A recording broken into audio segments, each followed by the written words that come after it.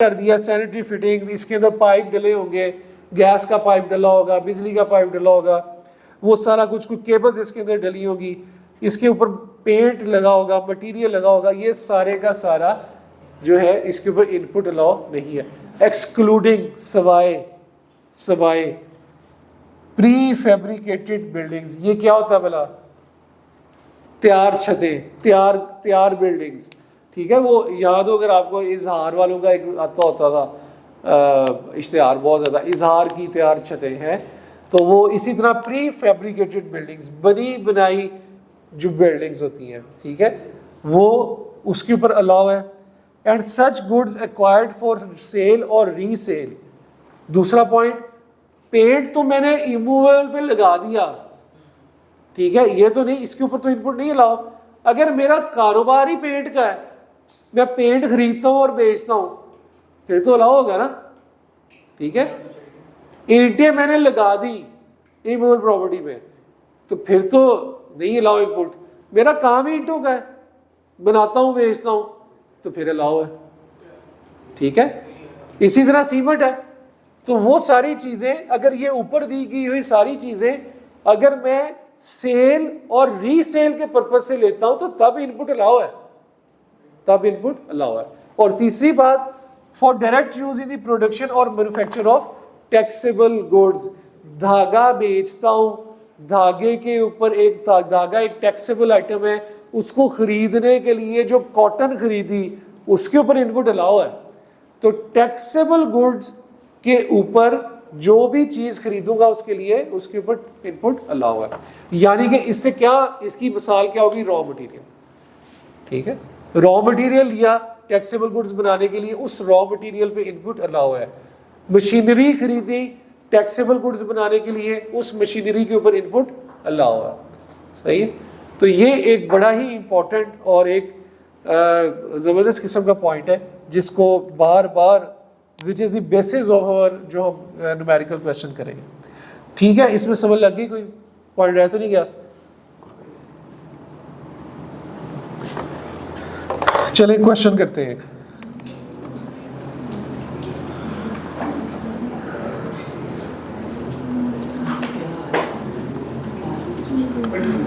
Page number आए आप लोग 226 पे, पेज नंबर 226 पे।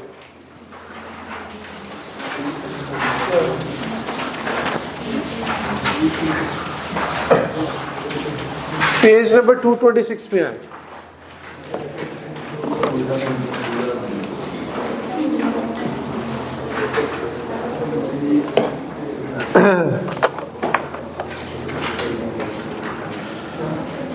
In the light of the provisions of the Sales Tax Act 1990 and the rules made thereunder, compute the amount of the sales tax by or refundable to JFA and the input tax to be carried forward, if any, for the tax period August 2020.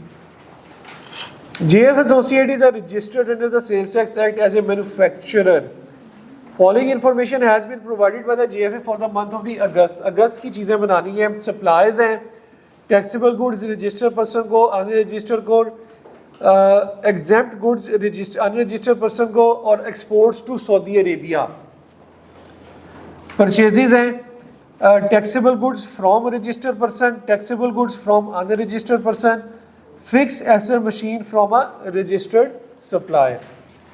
Additional information, एक बात याद रखिएगा, इसमें जो additional information दी होगी ये हमेशा और ज़्यादातर ये जो ऊपर डाटा दिया होता है ना, इसके बारे में दी जाती है, ठीक है। इसी वजह से क्या किया कि मैं साथ साथ लिख नहीं सकता वो डाटा दे के, क्योंकि नीचे दी गई इंफॉर्मेशन उससे रिलेट करेगी। तो यहाँ तक मैं फ़िलहाल अपना वो बना लेता हूँ जो वर्किंग 1 है हमारी, वर्किंग नंबर 2 है, वर्किंग नंबर 2 है, बल्कि थोड़ी सी ऊपर रखते हैं, वर्किंग नंबर 2 है और वर्किंग नंबर 3 है। वर्किंग नंबर 3 जो थी वो सप्लाई से रिलेटेड थी, रजिस्टर्ड और अनरजिस्टर्ड या नॉन रजिस्टर्ड व्हाटएवर, ठीक है। ये अपॉर्शनमेंट से रिलेट कर रही थी और ये इनपुट। अब एक एक आइटम उठाते रहेंगे, पढ़ते रहेंगे और चलते रहेंगे। Supply of the taxable goods to the registered person shall include. अब ये बात कर रहा है कि टैक्सेबल गुड्स जो रजिस्टर्ड पर्सन को दी थी 7.5 मिलियन की बात कर रहा है, कहता है उसके अंदर शामिल है goods worth ₹5,60,000 sold to a new customer at a discount of 20%। JFA normally allows a discount of 10% to its customers। वो कहता है कि जी 5,60,000 के वो गुड्स हैं जो 20% डिस्काउंट पे दिए। नॉर्मल बिजनेस की टर्मिनोलॉजी क्या है डिस्काउंट देने की? 10% की। तो इसने गलत कर दिया, ठीक है। तो पहली बात तो ये कि रजिस्टर्ड पर्सन को जो सप्लाई की है कितनी थी? 7500 थी, है 7500 की सप्लाई थी। इसके अंदर 560 तो गलत शामिल है, 560 ही है ना, 560 गलत शामिल है।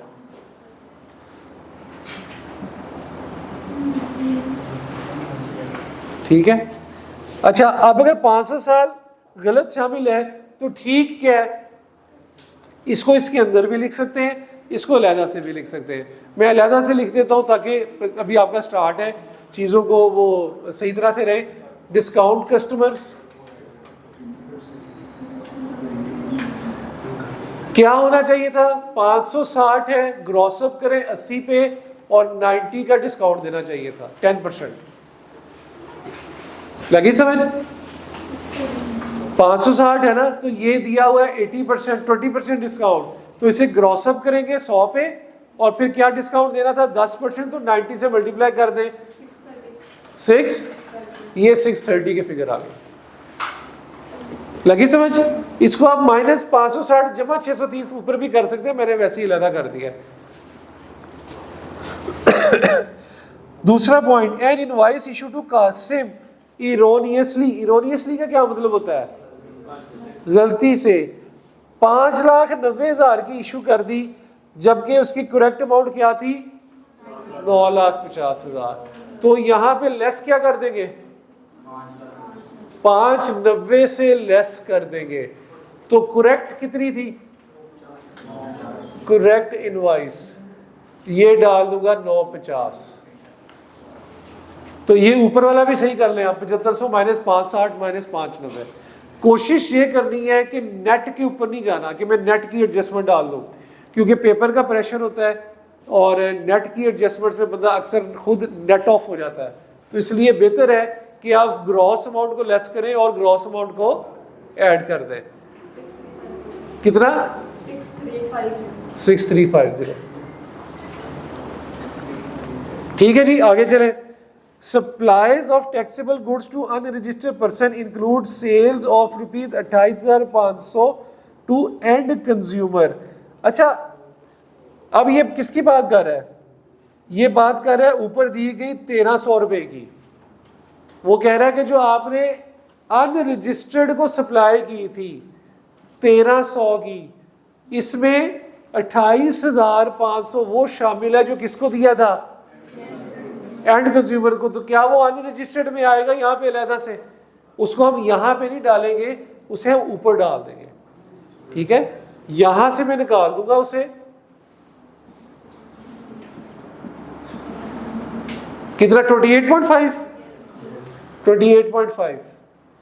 इसको 28 कर लें या 29 कर लें, पॉइंट्स में ना ही जाए, 29 कर लेते हैं। तो ये माइनस करें, कितना आ गया? 1271। यहां से माइनस कर दिया तो इसको यहां डाल दूंगा। ये किसको सप्लाई थी? एंड कंज्यूमर को। कितना? 29। ठीक है, सही है भाई। ये यहां से निकाल के यहां डाला क्यों, ये भी मैं अभी बताऊंगा। आगे चले। एग्जेम्प्ट सप्लाईज हो रही है 50,000 की, were return by the unregistered customer during the period. अच्छा, ऊपर टैक्सेबल सप्लाईज देख के हमें लगा कि कितनी किस्म की सप्लाईज कर रहा है वो।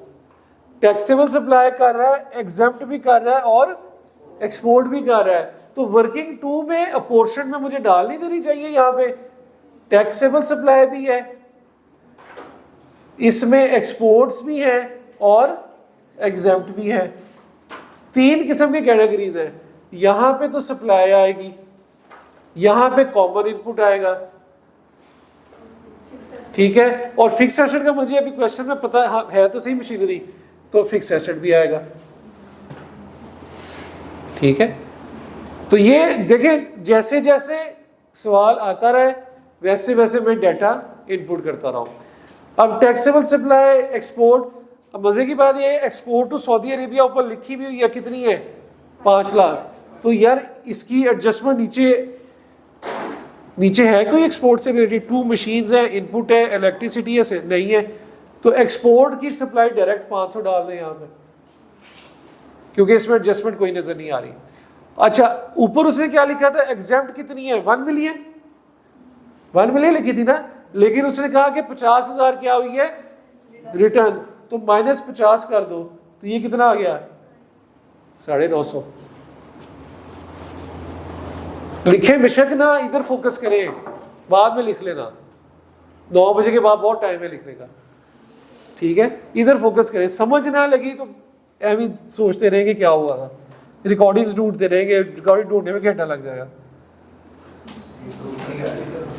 आगे चले, 2 machines A and be costing 15 lakh and 1 million. अब देखिए ऊपर उसने क्या बताया था, मशीनें कितने की खरीदी हैं 25 लाख की। नीचे उसने मशीनों को क्या कर दिया, ब्रेक कर दिया, तोड़ दिया 2 में, कि एक ए मशीन थी 15 की, एक थी 10 लाख की।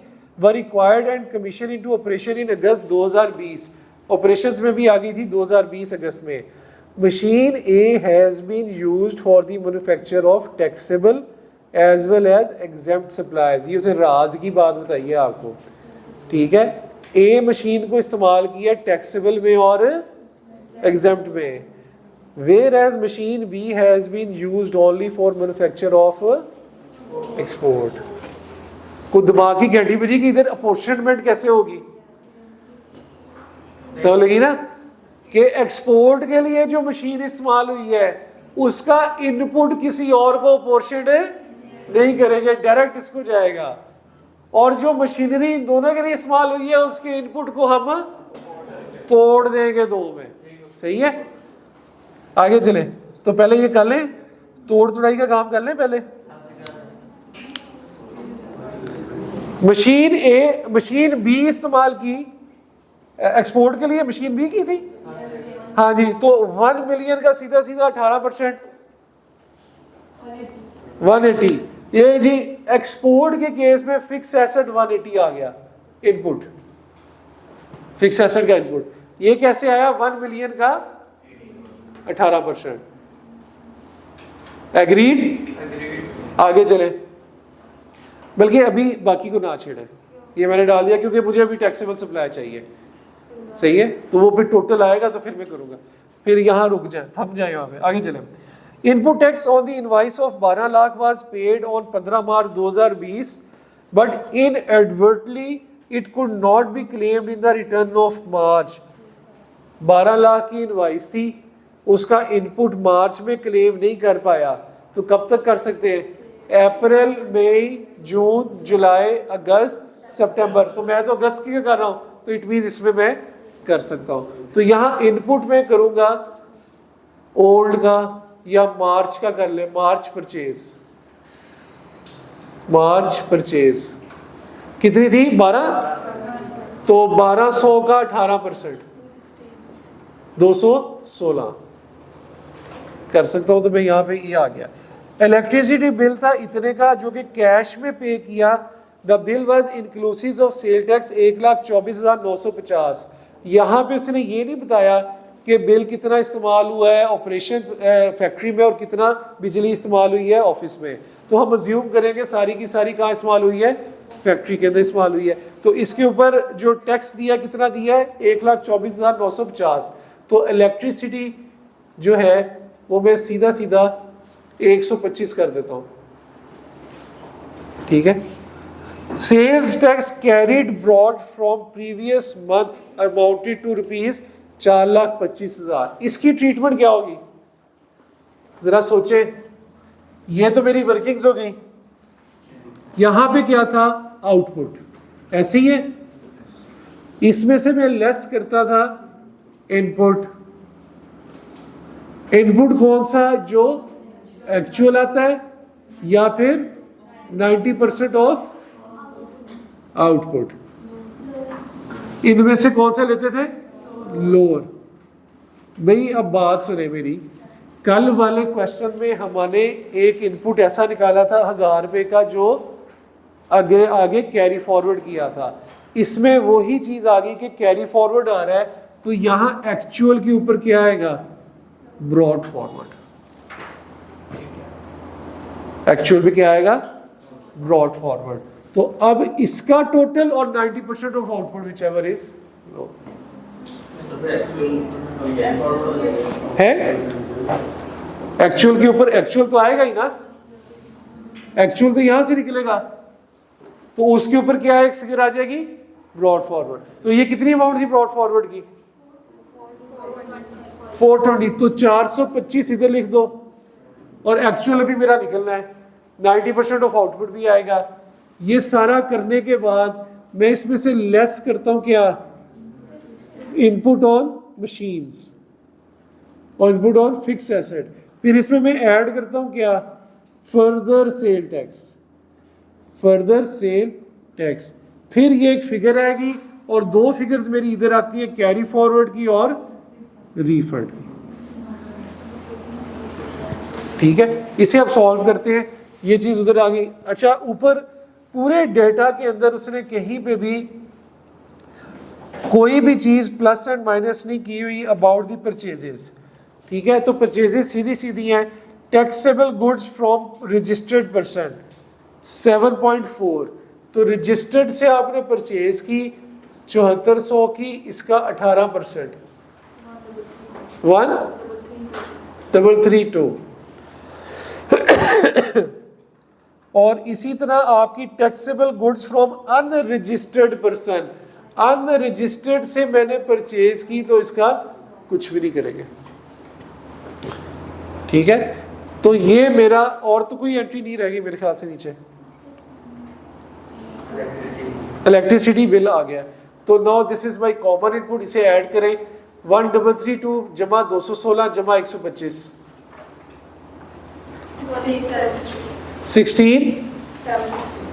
16 this is now my common input.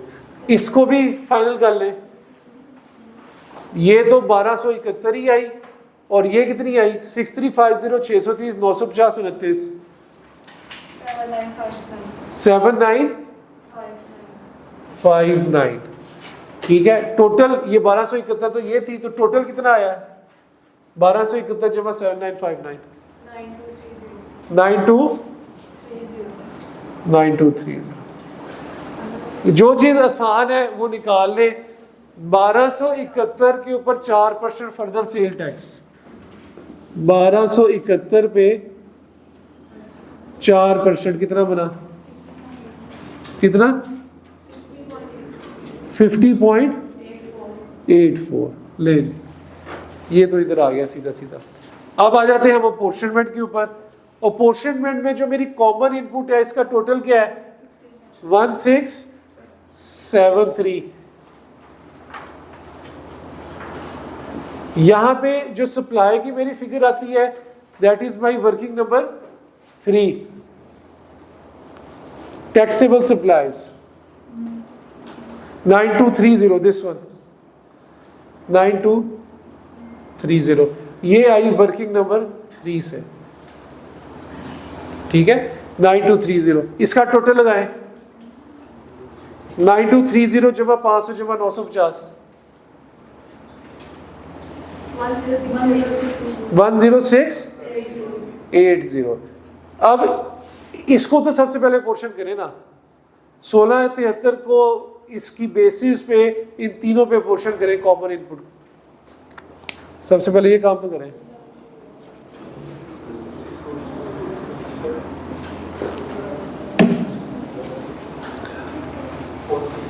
इसमें क्या आ रहा है? 1446। एक्सपोर्ट पे कितना आ रहा है? 78। और एग्जेम्प्ट में कितना आ रहा है? 149।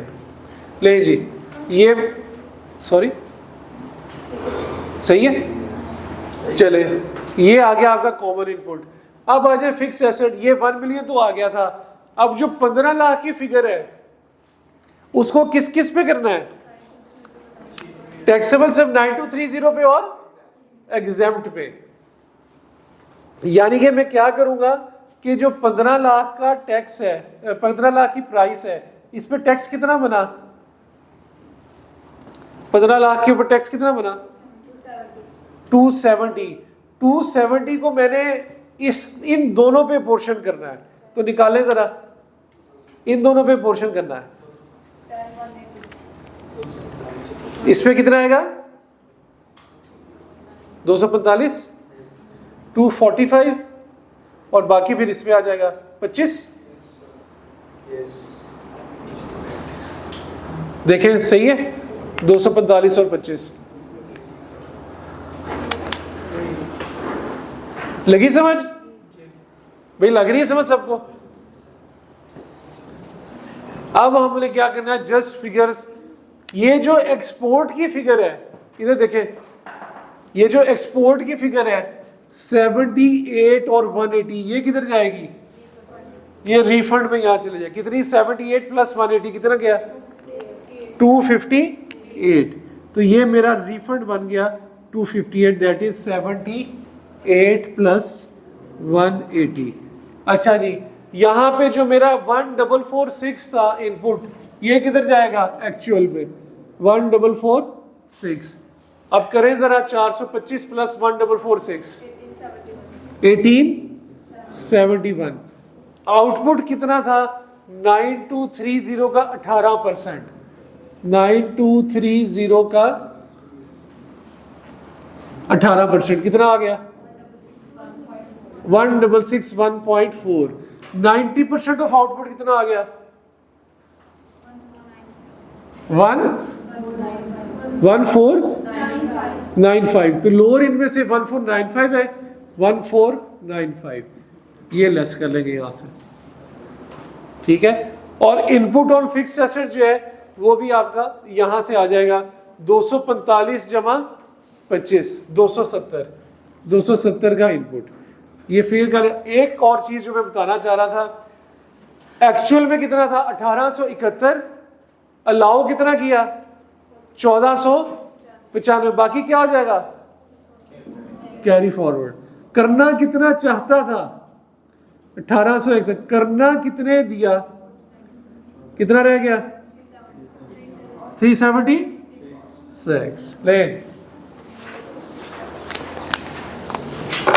सेल टैक्स देख के लग रहा होगा बहुत आसान है ना। अभी अच्छे वाले सवाल करेंगे।